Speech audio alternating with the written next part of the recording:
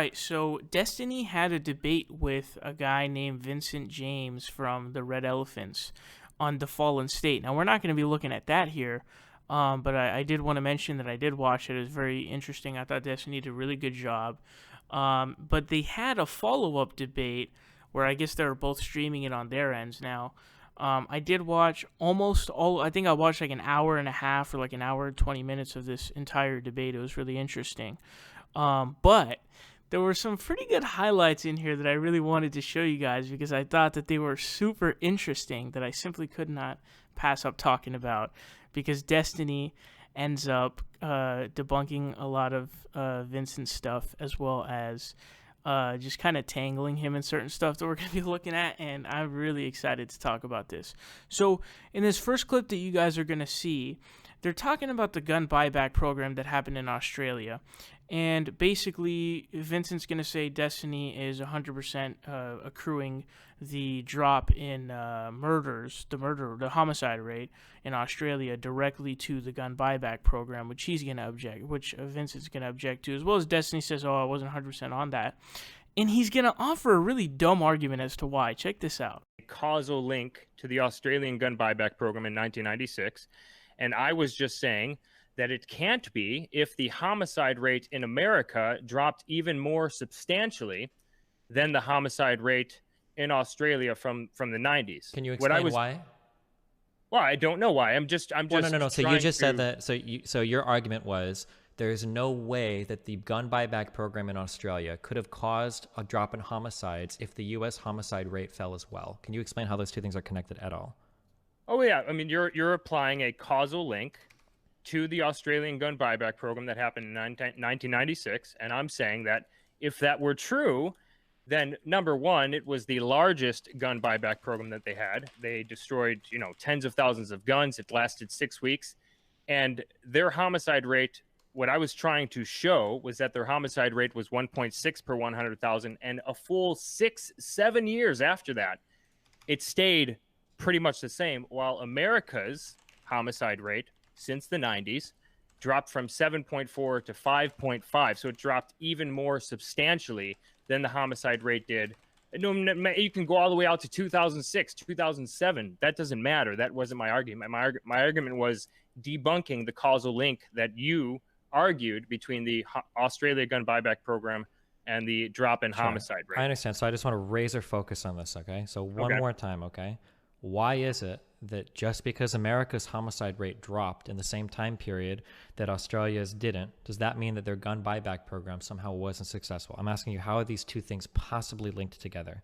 Could we not conceive that something happened in America that also caused the homicide rate to drop, while simultaneously the gun buyback program might have impacted homicide in Australia as well? Can't these two things be totally disconnected?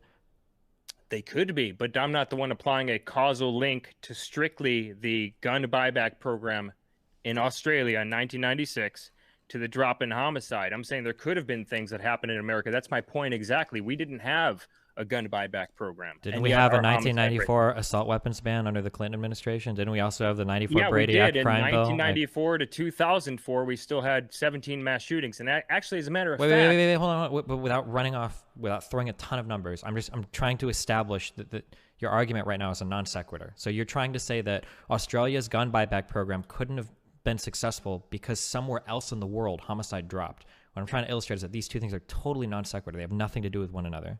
They do. You're pivoting. I'm not saying it wasn't successful. I'm saying that the drop in homicide rate in Australia cannot be solely because of the gun buyback program in Australia if our homicide rate also dropped. And also their gun buyback program. Well, no. I'm asking, why is it that couldn't have been successful in Australia, but the U.S. homicide rate still dropped more? Well, how does that logically follow? It doesn't. America's homicide rate has nothing to do with this argument. It would be like saying I have cars in two different countries. Your causal link No. Okay, well, hold on. So let's say let's say we have cars in country A and cars in country B. Okay? Let's say that in both of these countries, you don't have to wear seatbelts. Let's say that in one country, you mandated seatbelts. Let's say in that country, the amount of people that died in car accidents, like, didn't go down as quickly as it did in the other country. That doesn't mean that the seatbelts, like, mandated in the first country didn't do anything. These are totally disconnected. We could sit here and hypothesize a number of reasons why homicides dropped in the United States. Yeah, but you're saying that it was because of the gun buyback. Yes, but you're not arguing against the gun buyback. You're not giving me anything. I am. I'm not. I'm saying America's decrease in violent crime or homicides has nothing to do with whether or not the Australia gun buyback was successful. They're totally disconnected. They have nothing to do with one another. You're saying that the homicide rate in Australia dropped solely because of the gun buyback program, and I'm saying, how can that be? That could potentially cause it. But it did seem like gun deaths and suicides fell post the banning of that. Now, could they have fallen anyway? Maybe. It's really hard to say it. I mean, violence has fallen around the world. That being said, the United States, even though it fell, was still, 2-3 times higher than that in Australia? So, I mean, it is factual. But it fell at a larger percentage. Well, that's because it's already at a higher percentage. I mean, if a guy that's 100 pounds, loses 5 pounds, and a guy that's 200 pounds loses, 40 pounds, I mean, the larger guy lost more weight, but it might be harder for the smaller guy to do it because he has less weight to lose. I mean, there's a million different examples there, right? To decrease your... Wait, actually, did it even fall at a larger rate? Wait, do I even wait? It went from 7.4 to 5.5 from the 90s, from 1996. Oh. That's America's homicide rate. So it didn't actually fall at a larger rate. I shouldn't have even let you get away with that one. Fuck. Of course it did. It dropped.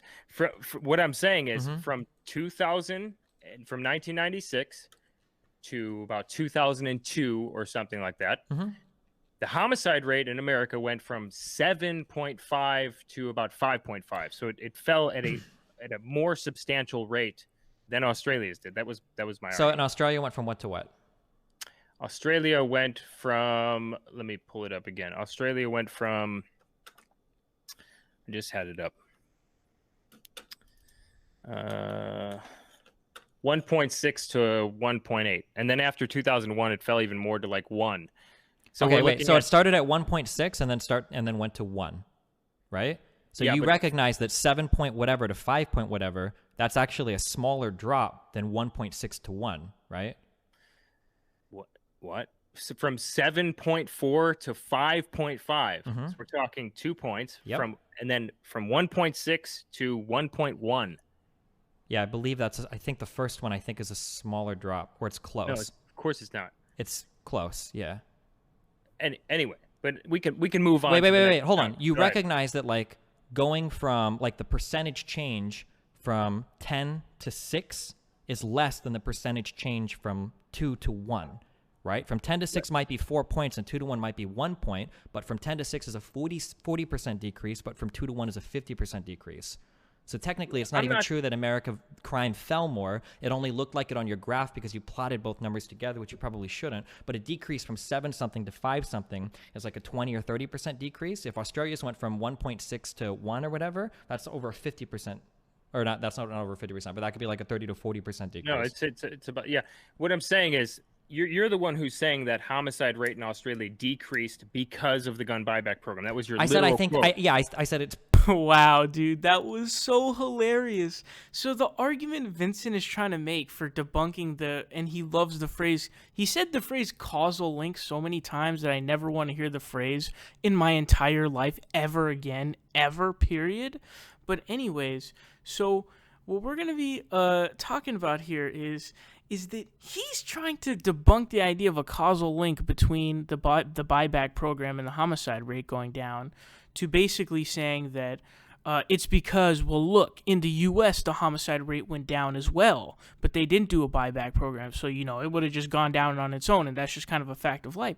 That's a really stupid argument that doesn't make any sense. That's not debunking anything. That's not telling us why Australia would have gone down without that, or why it would have gone down naturally or whatever. That's a really stupid argument to make. And I think Destiny brought up an example of, if one country have mandatory seatbelts and, the accidents go down, not at the same rate as another other country, and you go, oh, well, that's because, and that's rationale for why the seatbelt mandate didn't change anything. It's extreme. It doesn't make sense. There's no follow-up between that. That's the dumbest argument I've ever heard in my entire life. Now, is the gun buyback program 100% as to the reason why the rate went down? Probably not. But I don't even think Destiny was making that claim. That would be pretty crazy claim for him to make. But the debunking that Vincent is trying to provide by being like, yo, well, look, dude, in the U.S., the rate went down. But you want to know what's unbelievably hilarious? So they start getting into the numbers of it, and Vincent goes, well, look, in the U.S., the rate of homicide was 7.5, and it went down to 5.5. And then he cites the Australia statistic as being, oh, it was at 1.6, and then it went down to 1. What's hilarious, and he's saying that that's a bigger drop. But the problem is it's not a bigger drop, because the only fair way to look at that is from percentage points. And Destiny brings up the example of losing weight. The example he makes is like, dude, if you're like 100 pounds and you're, losing 5 pounds for an 100-pound dude is going to be, well, in reality, it's going to be virtually impossible. But, it's way harder for a 100-pound dude to lose 500 pounds than it is for a 200-pound dude to lose 5 pounds. And so it's an example that can exist, essentially everywhere. And there's also another level to that too, where it's like, think of running a mile, for example. Like, getting down from like a 9-minute mile to a 7-minute mile is very possible. But let's say you normally run a 7-minute mile and you bring it down to a 6, but like someone at like an 11 brought it down to an 8. So it's a lower time, but it's just that the percentage of it is so much bigger. And it's, you can't go from running, like once you hit a certain point, you can't go down further. So it's actually more impressive that Australia went from 1.6 to 1, because when you think about it, the fact of life is there are going to be people out there who, unfortunately, for whatever reason it may be, are going to go out and commit heinous things like, homicide. And so the fact that you can get down to 1 instead of 1.6, that's really remarkable and impressive. Going down from 7.5 to 5.5, that's not a bit. But you want to know the real kicker here? It's not even a smaller percent. It's not even a bigger percent. So, yeah, there's a bit. If you subtract the difference, obviously it's going to be bigger, because the 7.5 is higher from the starting 1.6. So no shit, it's going to be, a bigger change if you just look at the number. But that's a dumb way to look at it, because it's unfair as to, the examples that I just explained to you. So when you break down the percentage difference, right, it ends up being the case that the change from 1.6, the decrease from 1.6 to 1, is actually a 37.5% decrease, while going down from 7.5 to 5.5 is a 26.66, repeating bar of a change. So not only is it not a, it's not even a bigger percentage change when you actually look at it, and it's actually like, that's a pretty significant difference, dude. That's almost a 10% difference. That's a pretty big one. So how you figure out the percentage decrease is you basically subtract the two numbers, and then what you do is you take the original number and you divide the decrease by the original number, and then multiply it by 100, and you get your percentage change. So I can't believe this, dude. The guy was getting debunked like left and right. It was unbelievable. So this guy comes on here and claims, oh, Destiny, you make a causal link between Australia's homicide rate going down and the gun buyback program, and I'm going to debunk you by saying that the U.S. rate went down too without a buyback program. And I don't know if even the U.S. might have even had some, I don't know if they had buyback programs at the time, but the point I'm trying to make is the percentage change was pretty significantly higher in favor of Australia, as well as, let me explain to you guys again. Imagine it like going from a 4-minute mile to like a 3:30-minute mile, as comparison to someone going from a 10 to a 6, right? To me, if you're able to run a 3, like imagine that, dude, you're able to run it, which is not, I don't think it's humanly possible to run 3:30. I don't know actually, but it's like a bitch to get down to that, right? So that's more impressive to me, especially when you consider the fact that the fact of human nature is there's always going to be somebody who does something heinous, like an act of like a homicide. So this is a really hilarious part that I saw. But then we're also going to see something really funny where Vincent gets debunked on the fly too. And that's going to be on, I believe it was Wyoming or Boise, Idaho. Check this out. As of July 2011, anyone who meets the same requirements to obtain a Wyoming concealed carry permit can So they have concealed carry in Wyoming. They enacted it in 2011. I'm looking at it right now on my screen. Yeah, gotcha. I see it as well. And it looks like their violent crime right now is higher than it has been in the past 20 years. Once again, you're saying homicides. I'm saying violent crime right now. Wyoming violent crime right now seems to be higher than it has been in this chart in the past 20 years. And probably farther than that. This only goes back. I don't know if these stats are 100% correct, but so I'm linking you this right here for cityrating.com, crime statistics, Wyoming. So Wyoming violent crime, it looks like I think that's 2016, looks like it's higher than it has been in the entire listing of this chart. But again, your main driver is you said. Well, my main driver was saying that, wait. So in 2011, 2011, it was 196, and in 2018, it was 238. So that's like a 20% increase in the amount of rape, murder, rape, robbery, and aggravated assault. Yeah. Where's the was it the first link that you sent me? No, it's the one that I just sent right now. Oh, okay. So this is all violent crime. To be fair, 2011, because I'll be generous here, I'll say 2011 looks like an outlier year in terms of low crime. But even if I back up to 2010, the year before, that was 228, and in 2018 it was 238. So it looked like it went from what? It looks like it went from 2011 from 196 to 238. Is this the graph that you're talking about? Yeah, this is what I'm looking for. Right. I mean, in 2004 it was at 230. So it's like that. Once again, we're not talking apples to apples here. Well, so in 2004, before they had concealed carry, it was at 274, and it looks like it fell a ton. But then as soon as they put in the concealed carry, every single year after that had more instances of violence, which seems to support the conclusion that my paper... 1994 was at 320, no concealed carry. 758 for... Was it 758 for... What is this? I don't even know. That's the United States compared to Wyoming. Oh, it's United US States. average. Okay. 320 in 94. So all I'm saying is, listen, the homicide rate fell from 3.2 to 2.6. Sure. Can you give me the graph for the homicide rate? But in Wyoming, where you said that they had increased right to carry laws, it increased, which seems to directly support the argument 100% that I was just making. But their homicide rate decreased. What I'm saying is there's a lot more involved than just more lax gun laws. So can you, real quick, can I, you link me this nationality and state thing. Where is the Wyoming homicide rate? Where can I find that in here? It's all the way at the bottom. Okay, so Wyoming, states marked in yellow. Oh, so nationwide murder rates. Is a U.S. average listed on here or no? And also, when did their gun thing go into effect? 2011. When in 2011? July.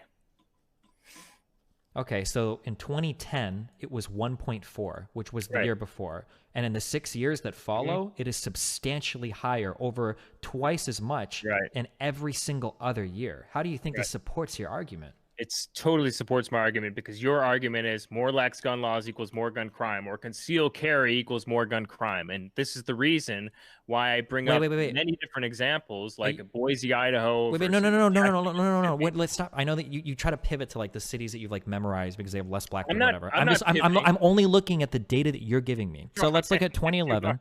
So I'm looking at 2011, okay? In Wyoming, your homicide rate, this is the year that you did your concealed carry, is 3.2. Mm-hmm. The next year, it's what? 2.4.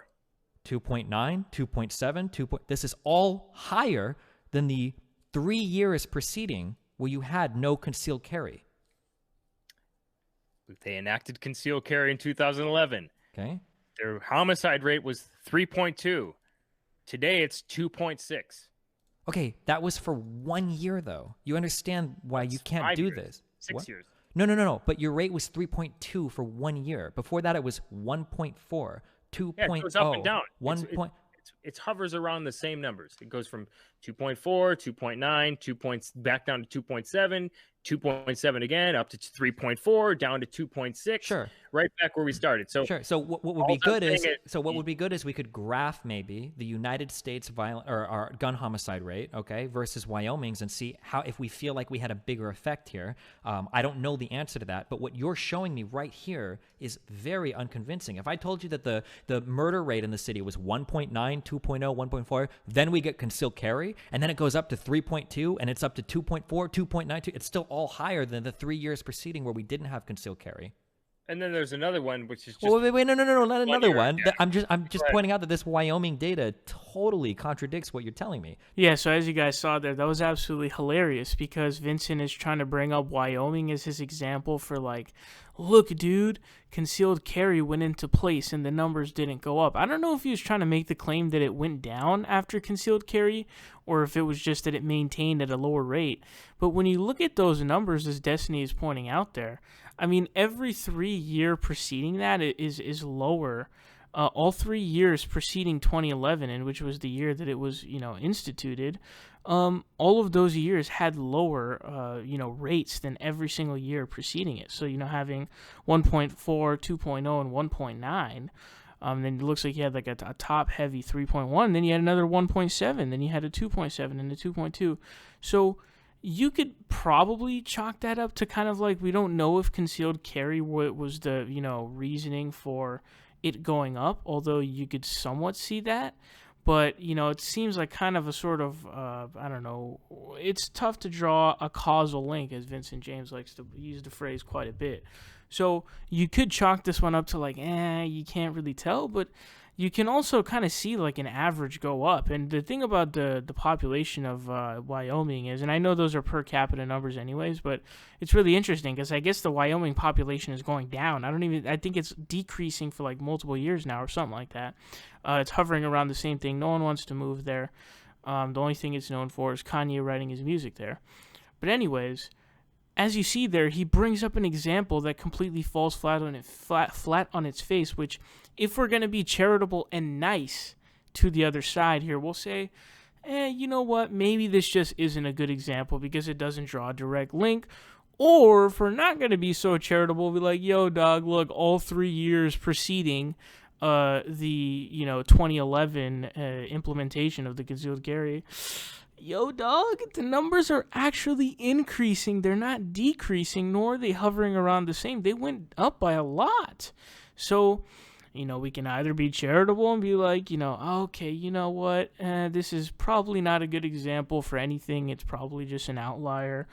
Or we could be like, yo, dog, okay, look, all 3 of the years preceding 2011 or including 2011 were vastly lower, and they were lower than any of the years that came after 2011 after concealed carry was put into place. So that just completely fell flat on its face. And there's going to be one last clip that we look at from this debate, and this one is going to be super hilarious. Check this out. Whoa, dude.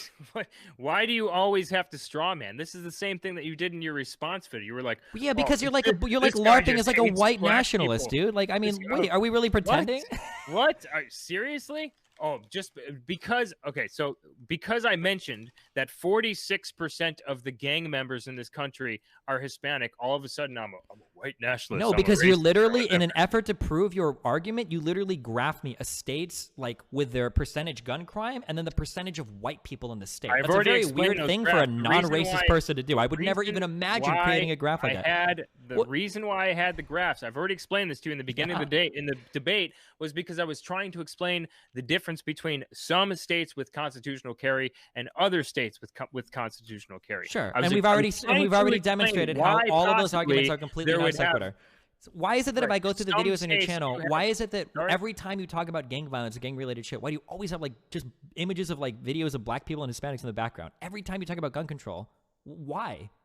What? Are you talking about thumbnails on videos now? No, I'm talking about the actual content of your videos. Everywhere I go in your videos, you're just showing images of black people with guns. Why? I'm just curious. It's just very weird. What you're talking about? What article? You don't know what you're talking about? Oh, here, I can link you your own videos if you're not familiar with your own work. What article was I referencing? Maybe I was looking at an article or something like that. Do you want? Well, hey, we can actually watch this if you want. Oh, and it's strange. Anytime you go to peaceful people, you always point out to white people, waving fucking flags of European countries. I mean, we can look at that if you want. I mean, I'm just really curious because it seems like in all of your videos. What the video was about. because right now you're losing so bad that you're going to.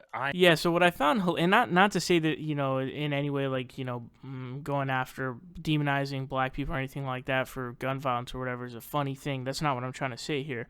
But what I mean. It's really hilarious to watch Destiny bring that up and be like, well, why in the background of your videos do you always have, gang members who are always a bunch of black people or Hispanic people? And what's hilarious is the guy's denying it. I'm assuming they're on Google Hangout, I think, because I think they mentioned that earlier. And they're in the Google Hangout, and as he's speaking, his audio is coming through Destiny's fucking speaker. And Vincent is like, nah, dude, I don't know what you're talking about, man. What are you saying? I don't know what you mean. What do you mean? All the videos I put up with black people in them. And it's like, he's playing it on the screen as he's saying that. That is so unbelievably rich and hilarious. I could not believe it, man. That was so funny. He's like, what? I don't know what you're talking about, bro. What do you mean putting black people in my videos and trying to make them look like, oh, look at these gang members? And Destiny's playing the video as he's saying it. And I'm just sitting here like, oh my God. So it is definitely true that a lot of conservatives like to chalk it up to, oh, well, look at the black people. They're looking at how many black people there are here. This is the reason as to why there's a bunch of gun violence, because obviously that's a sort of, I guess, a scapegoat kind of thing.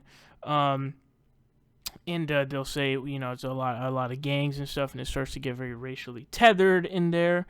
And anyways, I thought that was really funny because it's like he's denying it as he's playing the video of him doing it on YouTube. There's nothing better than that. Anyways, it looks like Destiny got hit in the head by a binder in this debate. It looks like Destiny got illegally transferred from Indiana to Chicago in this debate. Destiny got a lot of things done to him in this debate. But anyways, on a serious note, Vincent James definitely made a fool of himself pretty bad. But let me know what you thought about this debate in the comment section below.